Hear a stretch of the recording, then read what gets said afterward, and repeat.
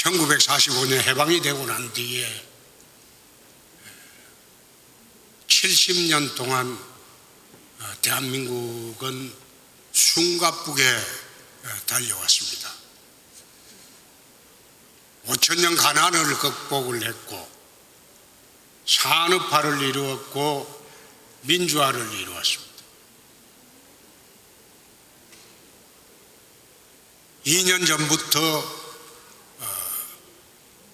국민소득이 3만 불을 넘어서면서 이제는 선진국 대열에까지 들어섰습니다. 참 세계사에 보기 드문 그런 발전을 이루었죠. 그런데 지난번에 탄핵 사태가 일어나고 나라가 아주 급박하게 돌아갔습니다.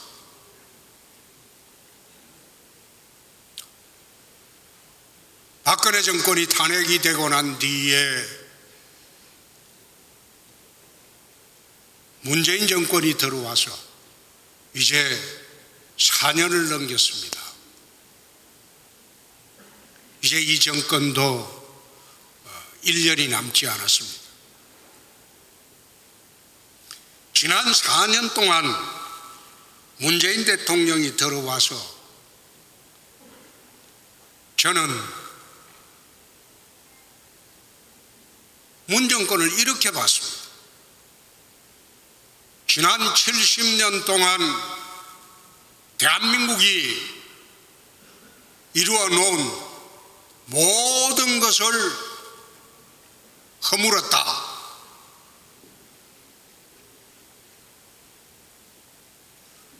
제가 정치를 해본 지가 지금 26년째입니다. 26년 정치를 하면서 이렇게 철저하게 나라의 근본을 허물고 그리고 4년 내내 복수 일념으로 상대방을 탄압하는 정권을 보지 못했다.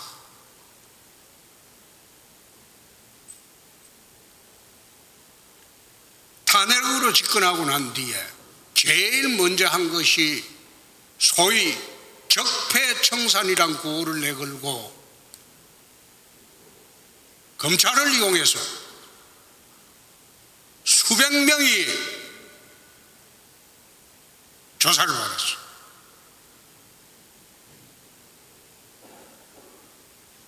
언론에 구체적으로 나지 않는 사건들도 참 많습니다.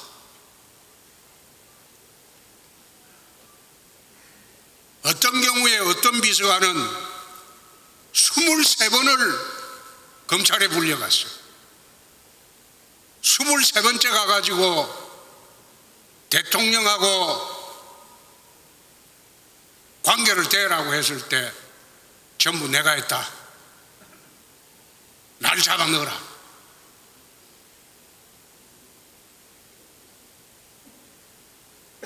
그 당시 검사는 검사가 아니었어요. 이 성냥이었어. 사냥개였고. 무려 수백 명을 그런 식으로 적폐청산이란 명분으로 잔인하게 수사를 해서 괴멸을 시켰어요.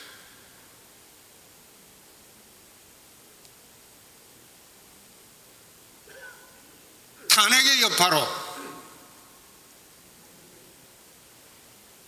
보수 우파 진영은 숨도 쉴 수가 없었어. 그러다 보니까 보수 우파 진영에서 서로가 서로를 삿대질하고 이르고 그래서 괴멸을 해버렸어.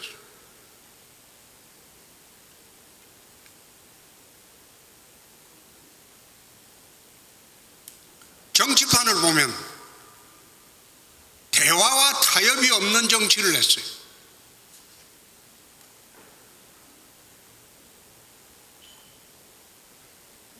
일방적으로 밀어붙이는 정치를 했어요.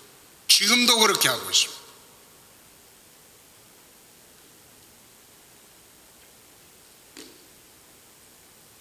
대한민국의 경제를 보면 이미 경제의 펀더멘탈이 다 무너지고 있어요.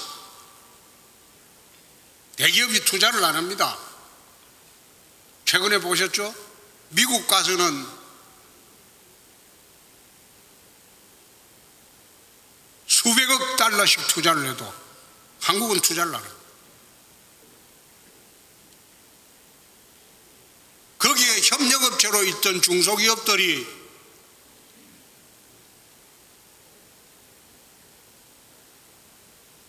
도산을 하기 시작했어요. 최저임금을 급격히 상승시키는 바람에 중소기업들이 더 이상 못하겠다. 자영업이 몰락을 했어요.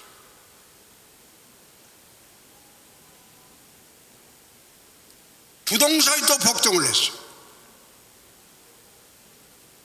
모든 경제에 무너지는 근본이 좌파 정책입니다. 좌파 경제 정책.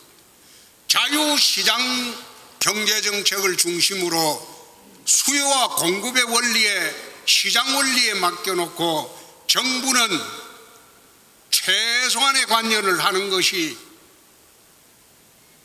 지금 세계적인 추세입니다. 유일하게 문재인 정권 들어와서 정부가 기업에 갑질을 하기 시작했어요. 철저하게 갑질했죠.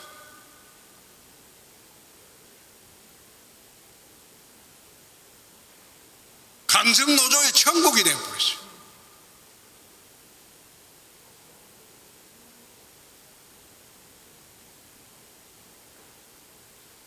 비정규직이 넘쳐나고 있어요.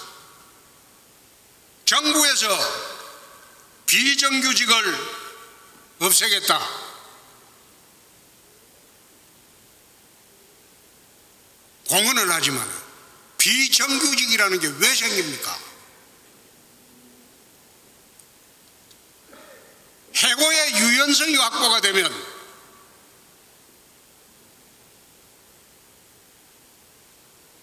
비정규직이 생길래야 생길 수가 없어요. 그런데 대한민국처럼 이렇게 해고의 자유가 없는 나라가 되다 보니까 기업에서 정규직을 뽑으면 해고를 할 수가 없으니까 비정규직이 만연할 수밖에 없어요.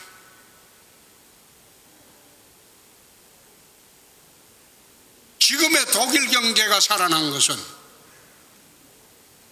지금 메르켈 이전에 슈레더라는 사회당 당수가 그 노조를 기반으로 하는 그런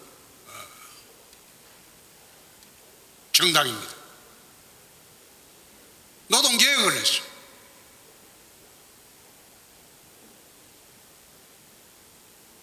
노동개혁의 덕을 보고 있는 것이 지금 메르켈 정부입니다. 경제가 무너졌어. 사회가 정오하는 사회가 되어버렸어. 가진 자를 정오하고 부자를 정오하고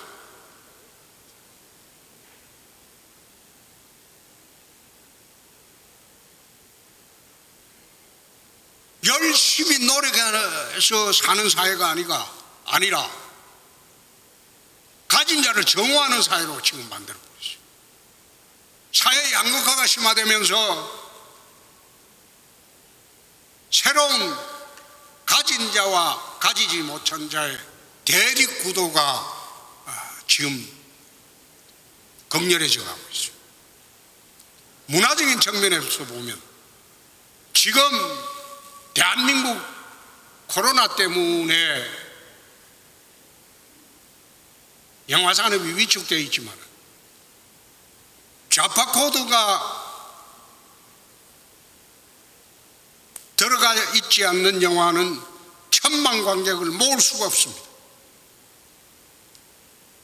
아마 1,000만 관객 모은 거 옛날에 태극기 휘날림이 하면, 그리고 국제시장 이 외에는 거의 좌파 코드가 들어가야지 영화가 됩니다. 대북 문제도 그렇습니다. 남북 군사합의 해놓고 우리 쪽은 지뢰도 제거하고 장애물도 제거하고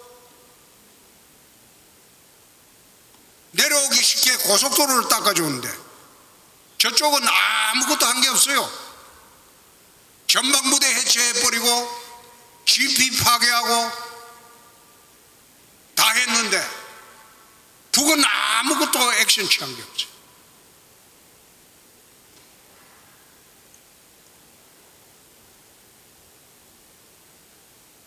김대중 노무현 대통령의 대북 정책을 햇볕 정책이라고 합니다. 그런데 문재인 정권의 대북 정책은 자기들은 햇볕 정책의 연장이라고 하지만은 제가 보기에는 종북 정책입니다. 맹목적으로 북을 따라가는 정책이다. 그래서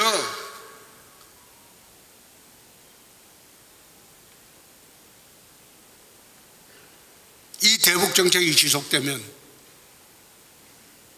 나라가 통째로 넘어갈 수도 있다. 지난번 지방선거 때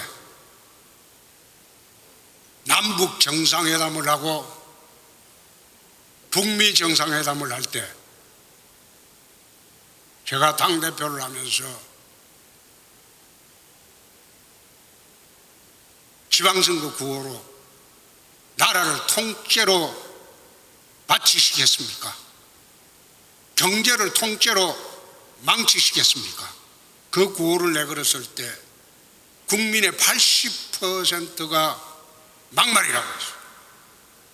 언론에서 전 언론이 질타하면서 막말이라고 했어요. 남북 정상회담을 하고 곧 통일이 다가오는데 너 혼자 악담하고 막말하냐?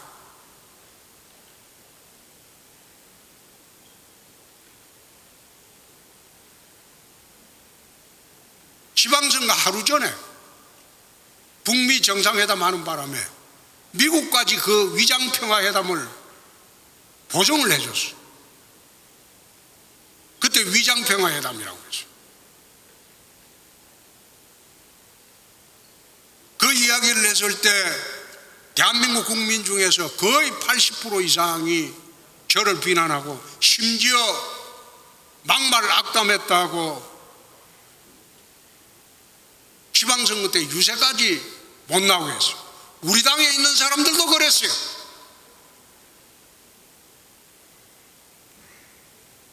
근데 제 말이 틀렸던가요?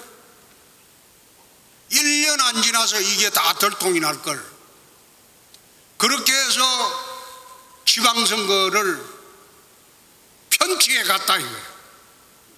사기로 국민들 속이고. 북핵이 없어졌습니까?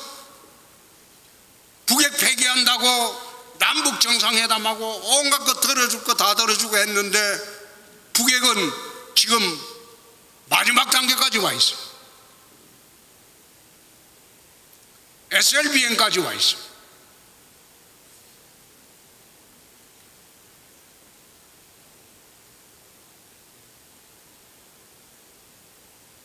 연전에 DJ가 햇볕 정책을 하면서 북은 핵을 만들 능력이 없다. 핵을 만들면 내가 책임지겠다. 그 말도 했잖아. 문재인 대통령 들어와서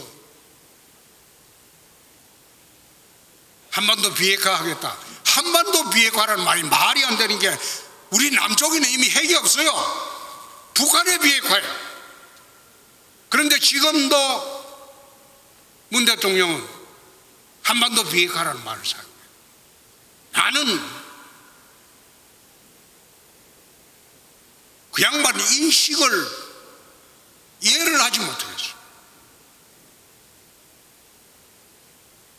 북한 비핵화. 근데 비핵화가 이루어졌던가요? 이제는 SLBM이라는 것은 잠수함에서 탄도탄을 쏘는 겁니다. 그게 마지막 단계입니다. 원래 ICBM을 고체 연료화 해가지고 쏘는 걸 넘어서 가지고 마지막 단계가 SLBM. 지금 아직 북한은 액체 연료를 주입을 해서 발사를 하죠. 그러면 주입 단계에서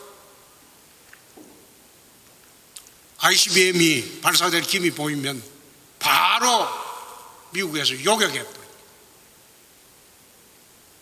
때립니다. 그러나 고체 연료로 하면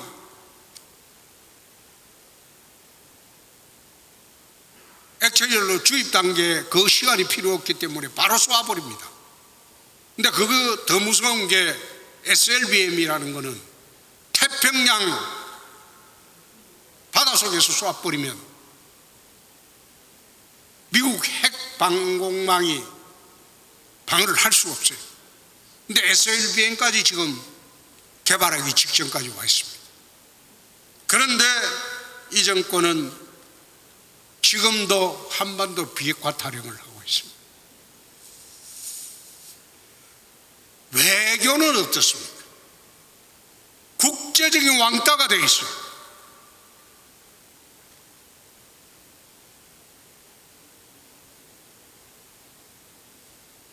(19세기부터) 20세기 중반까지 한반도에 6개 세계 대전급 전쟁이 있었습니다.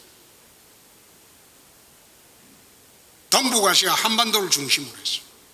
청일전쟁이 있었죠. 노일전쟁이 있었지. 만주사변이 있었지. 중일전쟁이 있었지. 태평양전쟁이 있었지. 6.25 사변이 있었지. 이 동북아시아가, 한반도를 중심으로 하는 동북아시아가 세계의 화약고였다. 그런데 (70년) 전에 6.25 전쟁 나고 난 뒤에 70년 동안 한반도에는 전쟁이 없었어요. 왜 전쟁이 없었을까요? 전쟁이라는 것은 세력의 균형이 무너질 때 전쟁이 발발을 합니다.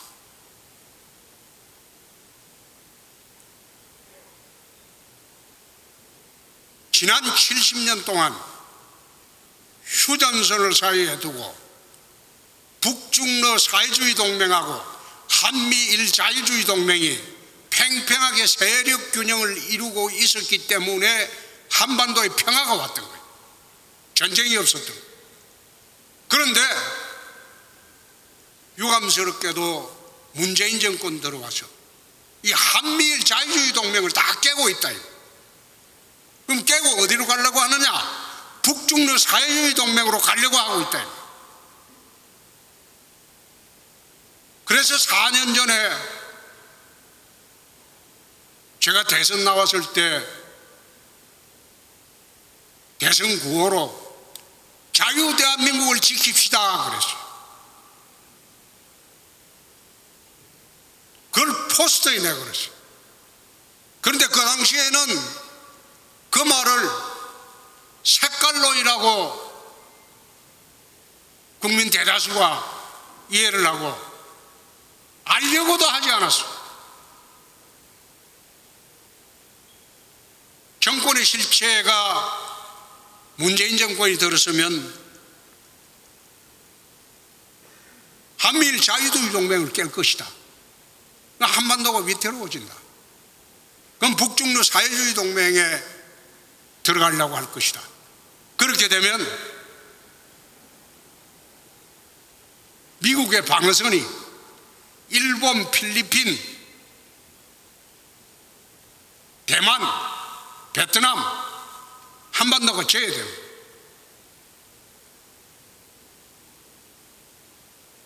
그게 6.25 동란 직전에 있었던 에치슨 라인이라, 신 에치슨 라인이 문정권 내에 들어올 수가 있다. 실제로 그게 발표된 적이 있습니다. 우리만 몰라서 그렇지. 외교도 허물고 있다.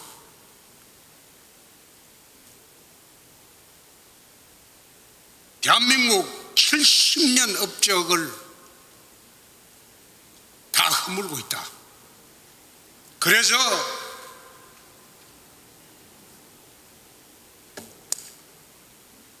우리가 해야 할 일은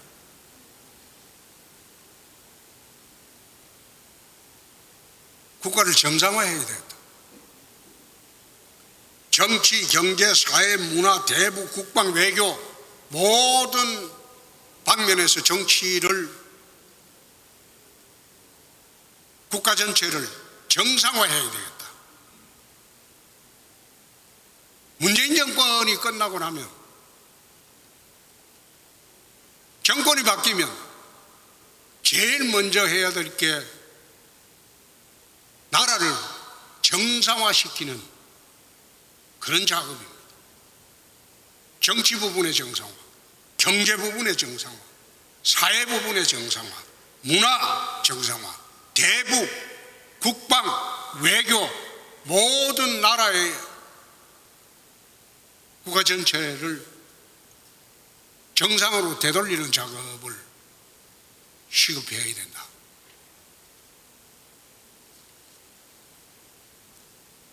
두 번째가, 첫 번째가 국가 정상화, 이걸 우리가 추진을 해야 돼요. 두 번째가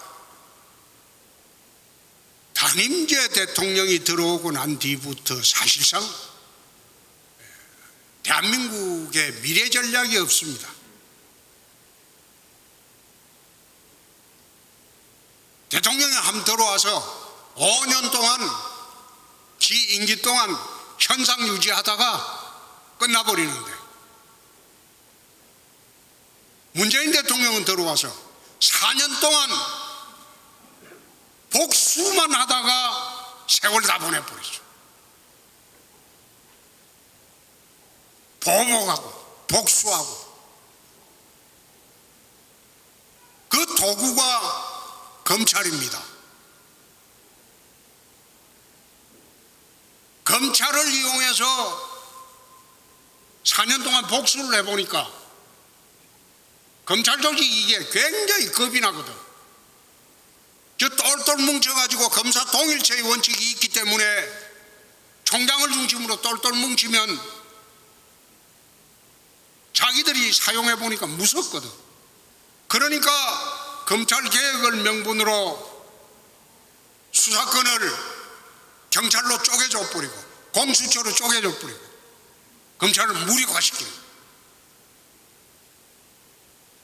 수사권이 한 군데 있으니까 자기들이 퇴임하고 난 뒤에 당할 거 생각하니까 끔찍스럽거든. 자기들이 실제로 한번 검사를 이용해서 보복을 해봤으니까. 그러니까 퇴임 후 대비를 위해서 검찰 개혁 명분을 내세웠지만 사실상 자기들이 퇴임 후에 당할 것 방비하느라고 이리들이 수사권을 쪼개버린 겁니다. 그렇게 하다 보니까 대한민국에 미래가 없어요.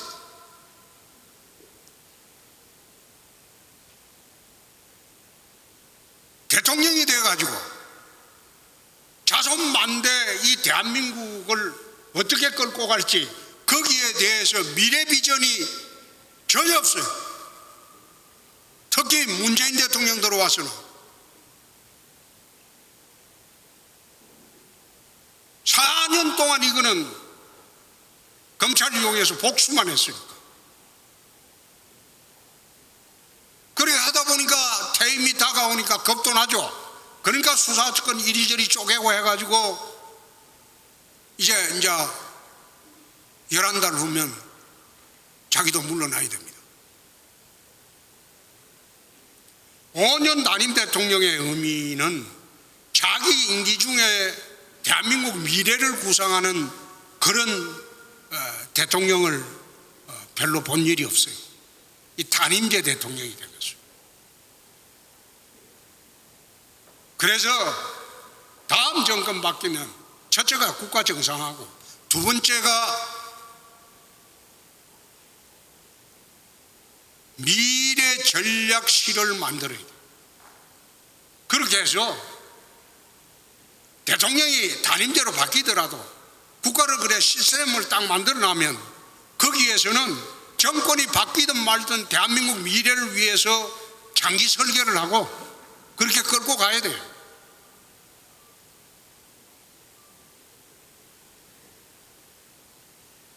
최근에 한번 보세요. 미중 패권전쟁을 하고 있죠. 패권전쟁의 가장 중심적인 요소는 AI 혁명입니다. AI 산업을 갖다가 거머쥐는 쪽, 그것이 세계를 제패하는 겁니다.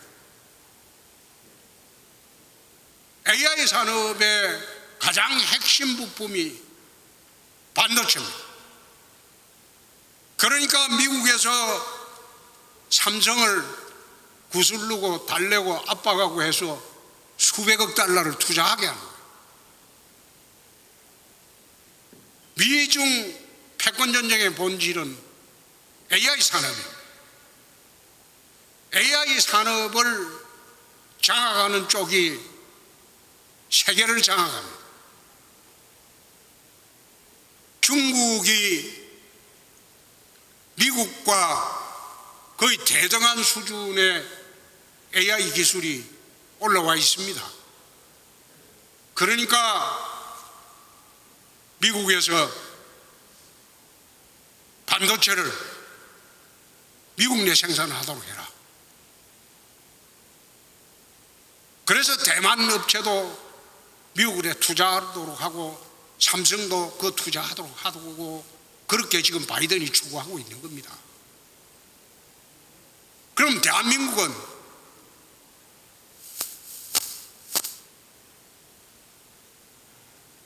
아무런 미래 전략 없이 따라만 가면 또다시 이류 국가로 전락을 할 수밖에 없다. 그래서 정권이 바뀌면 미래 전략 원도 좋고 또 청와대 미래 전략실이라고 만들어서 모든 것을 미래 전략을 총괄하는 그 팀을 만들어야 돼요. 정권과 상관없이.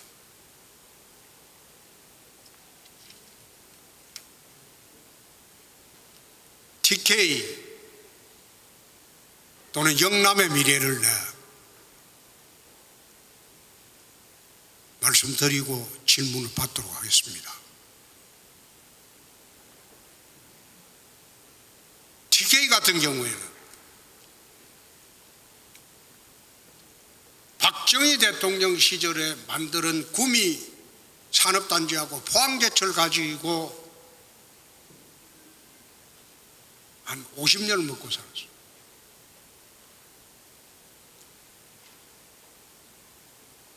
(70년대) 중반 80년대 되면서 섬유산업이 쇠퇴할 무렵에 대구를 중심으로 해서 신산업을 구축을 했어야 옳았습니다. 그렇게 하지 않고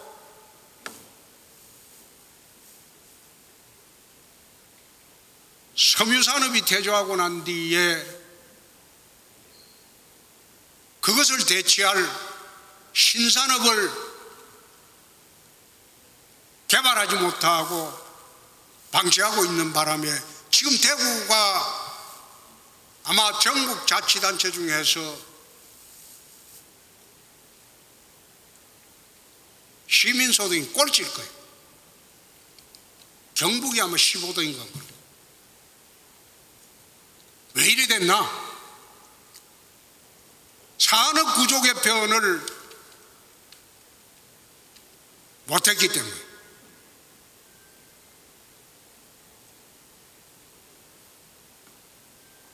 박정희 대통령 시절에 경제 발전의 원동력은 고속도로였어요.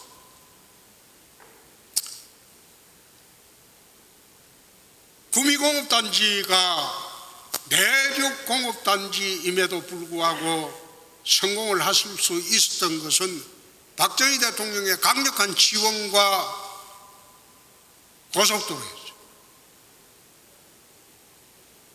그러나 21세기가 넘어가면 고속도로 시대가 아니고 하늘길의 시대가 열리게 됩니다. 내륙에 있는 도시는 공항을 끼지 않고는 도시가 성장할 수가 없어요. 성장할 수가 없어요. 그래서 지난번에 TK 신공항 특별법을 9월 초에 발의를 했던 겁니다. 대한민국의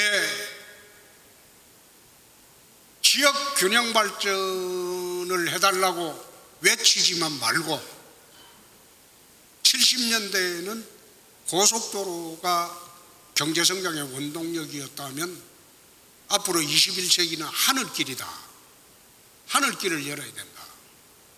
그래서 지난 9월에 4대 관문공항론을 이야기를 했어요. 부울경 840만 원 가덕도 공항으로 가라. TK 500만, 충청도 500만, 1000만 원 TK 신공항으로 오너라. 수도권에 2,200만 원 인천으로 가라. 전라도 500만 원 무안공항으로 가라. 그렇게 해서 4대 관문공항으로 해서 그 관문공항을 국제공항으로 만들고 거기를 중심으로 물류공항으로 만들어야 된다. 주변에 첨단 산업을 유치해서 그 제품들을 전부 바로 근처 공항에서 해외로 다 수송하게. 지금 우리나라 구조는 수출 화물의 98.5%가 인천공항으로 나가. 그래 나가니까 지방에는 첨단 산업이 올 이유도 없고 오지도 않아요. 그래서 그 항공물류를 4대 공항으로 분산하자. 그렇게 하면 군이 어성 주변에 SK 반도체도 오고 삼성 반도체도 오고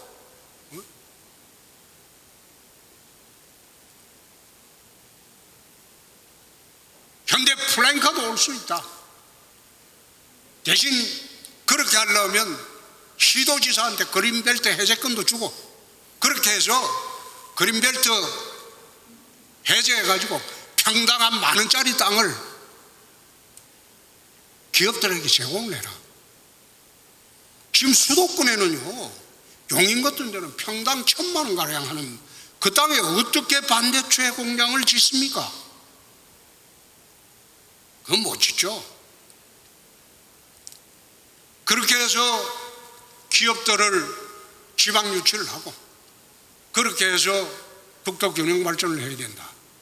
그게 가장 필요한 것이 하늘길이다.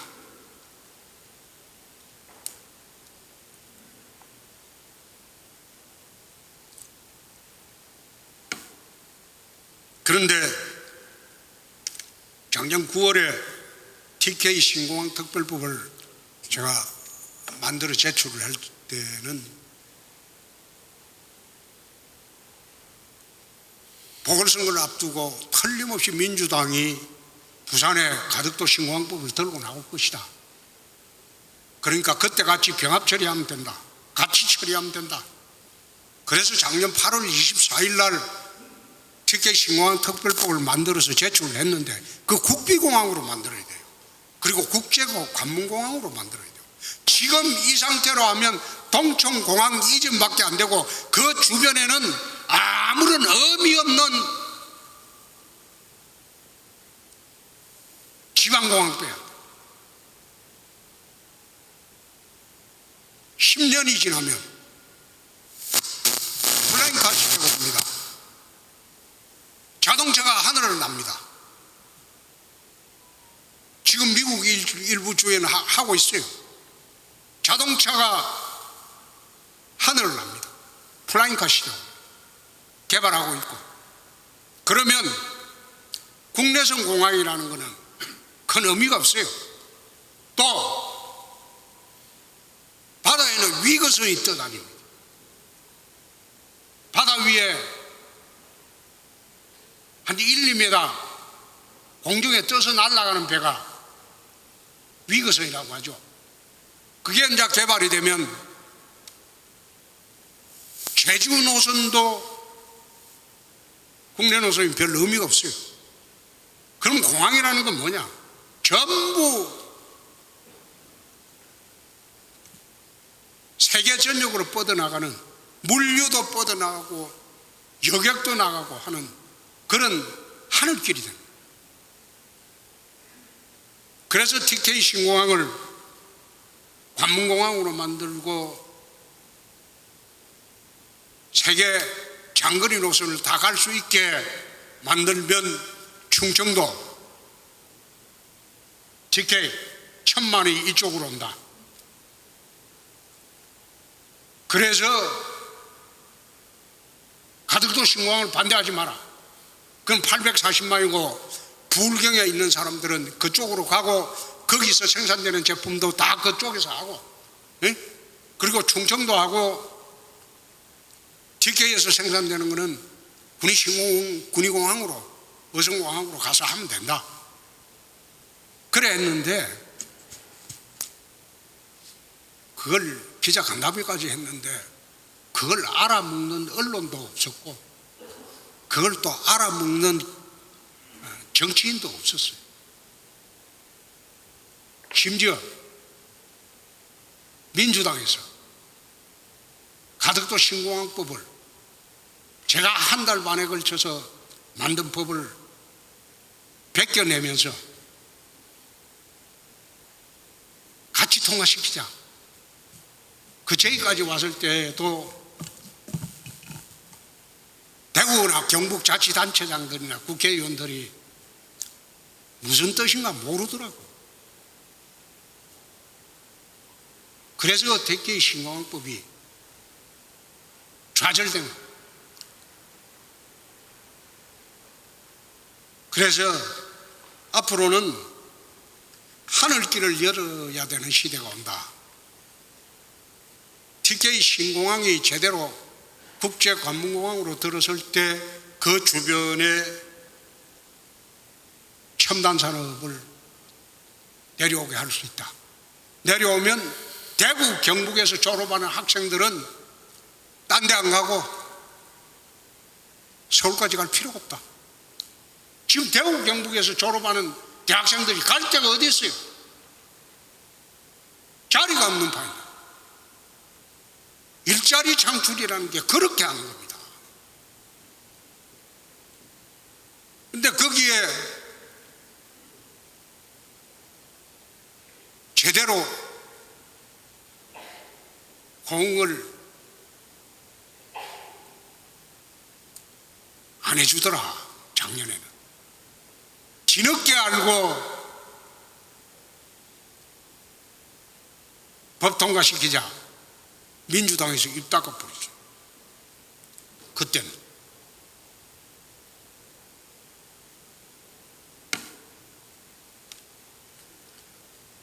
왜 TK가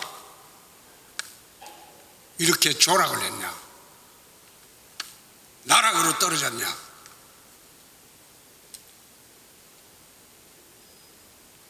저는 박정희 대통령 이외에는 TK에 업적을 남긴 대통령이 없다고 봅니다.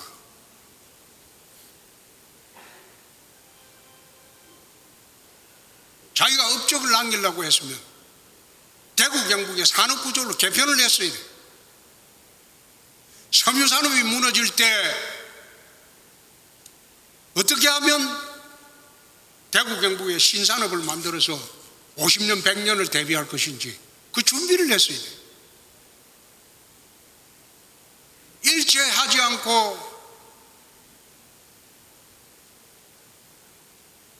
방치하는 바람에 대구 경북이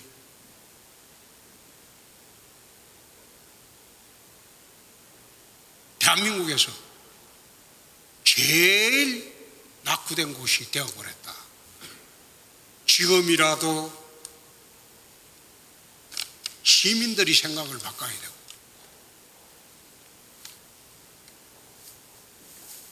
그리고 TK 사람들이 자성을 내야 돼.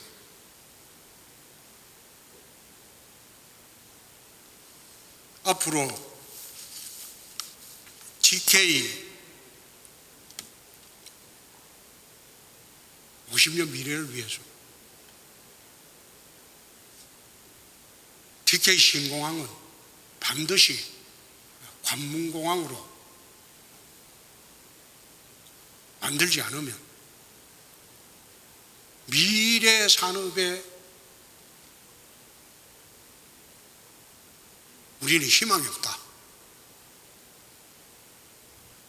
그 말씀으로 제 말씀은 마치고 질문 받겠습니다. 예, 박수 부탁드리겠습니다. 예.